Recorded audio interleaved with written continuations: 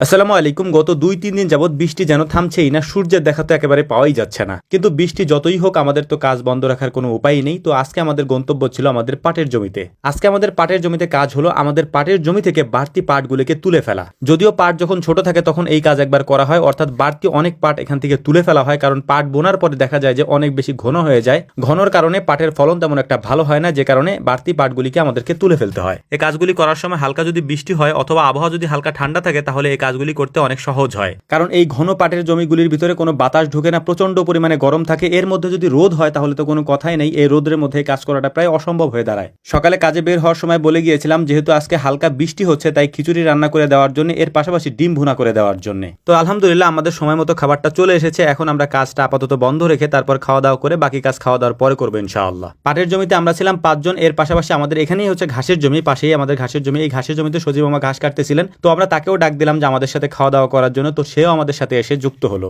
আবহাওয়াটা এমন যে পাটের জমির মধ্যে কাজ করার জন্য একেবারে আদর্শ একটা আবহাওয়া আমাদের জন্য আজকে, কারণ আলহামদুলিল্লাহ একেবারে ঠান্ডার মধ্যে কাজগুলি আমরা করতে পারছিলাম। তো খাবার সময় লক্ষ্য করলাম যে বাড়ি থেকে পর্যাপ্ত পরিমাণে খাবার আমাদের জন্য পাঠিয়ে দেওয়া হয়েছে। যদিও আমরা যে কয়েকজন লোক আছি তাদের জন্য এই খাবার অনেক বেশি হয়ে যায়, কিন্তু প্রায় সময় এই কাজটাই করা হয়। যদি বাড়ি থেকে খাবার পাঠানো হয় সেক্ষেত্রে দেখা যায় যে খাবার যাতে কম না পড়ে বা কারো যাতে কম না হয়, এই কারণে পর্যাপ্ত পরিমাণে বেশি খাবার পাঠিয়ে দেওয়া হয়। যদি আমরা খেতে না পারি তাহলে সেটা আমরা বাড়িতে ফেরত নিয়ে যাই, কিন্তু যদি কম পড়ে যায় সেক্ষেত্রে হচ্ছে যে কাজ করতে সমস্যা হবে বলে এই জন্যই বাড়ি থেকে একটু বাড়তি খাবার আমাদের জন্য পাঠিয়ে দেওয়া হয়। তো যাই হোক, আলহামদুলিল্লাহ খাওয়া দাওয়া শেষ করার পর আমরা পুনরায় আবারও কাজে লেগে পড়েছি। আমরা মূলত কয়েকজন এসেছি পাটের জমিতে এবং সজীব মামা চলে গিয়েছে ঘাস কাটার জন্য। মানে এই জমির পাশেই হচ্ছে আমাদের ঘাসের জমি, সেখানে সজীব মামা ঘাস কাটতেছেন আর পাশেই আমরা হচ্ছে পাটের জমিতে কাজ করছিলাম। তো আজকে আমাকে দুই জায়গায় একসাথে কাজ করতে হবে, সজীব মামার সাথেও কাজ করতে হবে আবার ওদের সাথেও কাজ করতে হবে। এর কারণ হচ্ছে সজীব মামাকে মূলত একজন এসে নিয়ে যায়, কিন্তু আমরা যেহেতু সবাই এখানে চলে এসেছি তাই খামার থেকে আজকে আসার মতো আর কেউ নাই, তাই আমরা এখান থেকে সজীব মামাকে নিয়ে যাবো বা আমি নিয়ে যাবো বা ওরা কেউ নিয়ে যাবে। তো আমি চলে এসেছি, আমি তাকে নিয়ে যাই। আকাশে প্রচুর মেঘ, যে কোনো সময় আবারও বৃষ্টি হতে পারে, যে কারণেই হচ্ছে আমরা ঘাসগুলিকে দ্রুত কাটার চেষ্টা করতেছিলাম। কারণ হচ্ছে যে এই ঘাসগুলিতে যদি পানি পায়, যদিও পেয়েছে,